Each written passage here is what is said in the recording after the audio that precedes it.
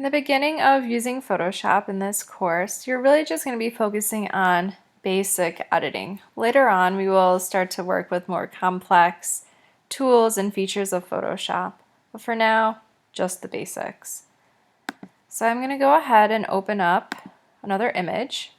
I'm just going to click and drag it into Photoshop. You'll notice that right now at the top of Photoshop I have these tabs. So it's very similar to Chrome, Safari, Firefox, how they have different tabs for websites. Photoshop works the same way. So you can have different images opened up and then you can just kind of tab through them. If you want to not have a picture tabbed, you can just click on the tab and drag and it will kind of pop out for you. If you want to put it back into the tab, you'll click and drag and you'll see that a blue box kind of forms and you'll let go and then it'll kind of morph back into the tab. This will be really useful later on in the semester when we're doing a lot more digital manipulation and combining images together. But for now, just the basics.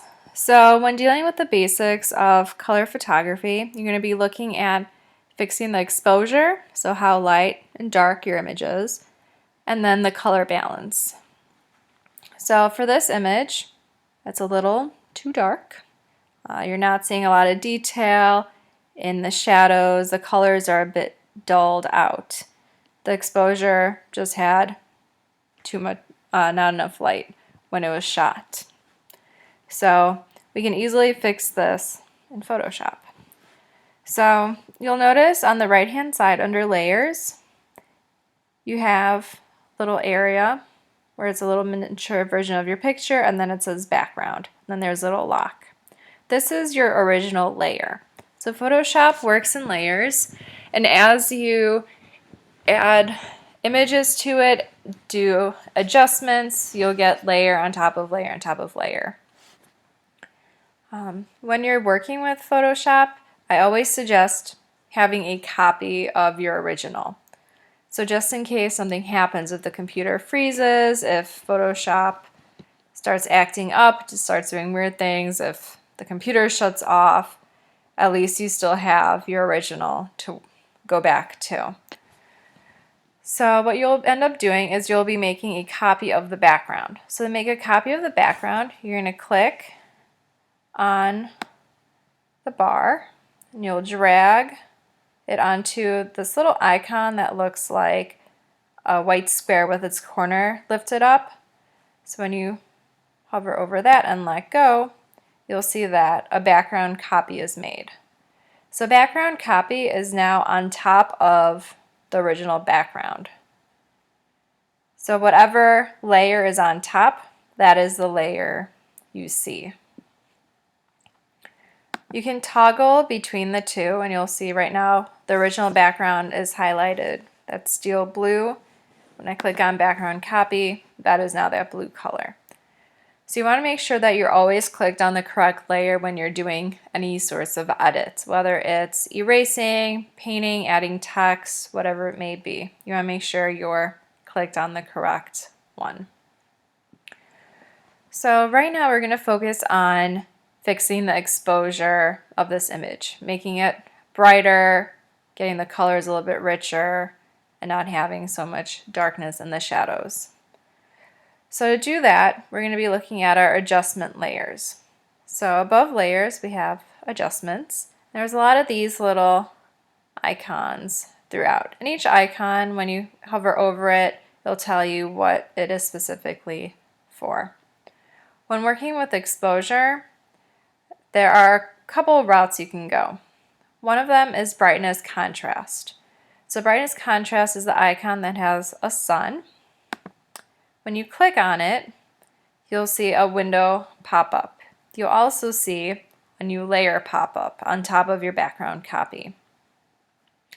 So with brightness contrast, it's not the ideal adjustment to use. It doesn't give you a lot of control as to what you are doing. With the brightness, there's this little slider. If you click and drag the slider to one side, you'll see everything get brighter.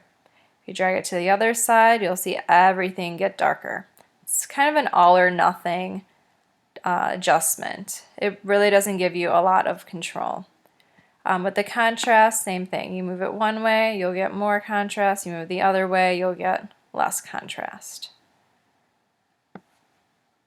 To hide the tool, you kind of click on this double arrow and it'll hide it in.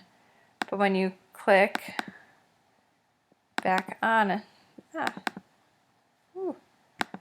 the tool, sorry about that. When you click back on the layer, the window will pop up and you can do your adjustments. What's nice about Photoshop is that it gives you a lot of options to kind of see a before and after. So at the bottom of the tables that pop up, you'll see a little eyeball.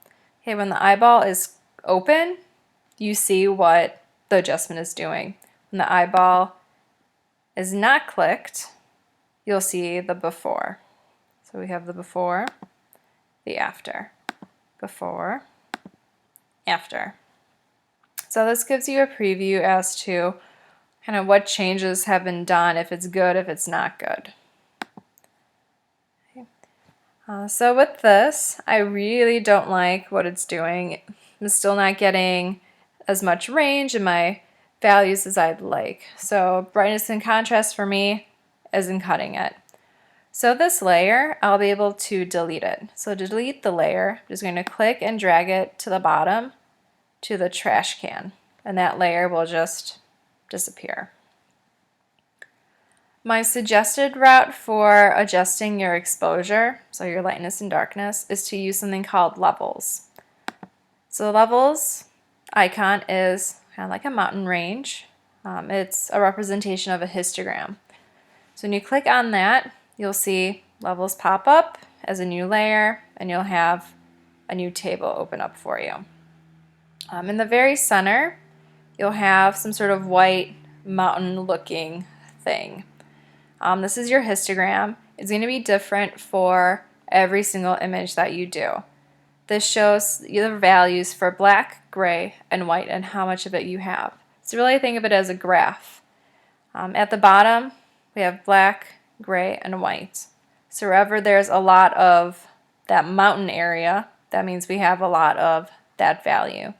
So you can see that the bulk of the mountain area is in the darker gray to black range. And there is none in the white. So this automatically tells me that it's too dark, even though you can kind of see that it's too dark. The white, gray, and black little triangles, these sliders, they move around. So this is how you can adjust your levels. So if I take the white slider, I click on it, I start to move it to one side, you can start to see the image lighten up and change. Same with the gray. You can adjust that. And then the black.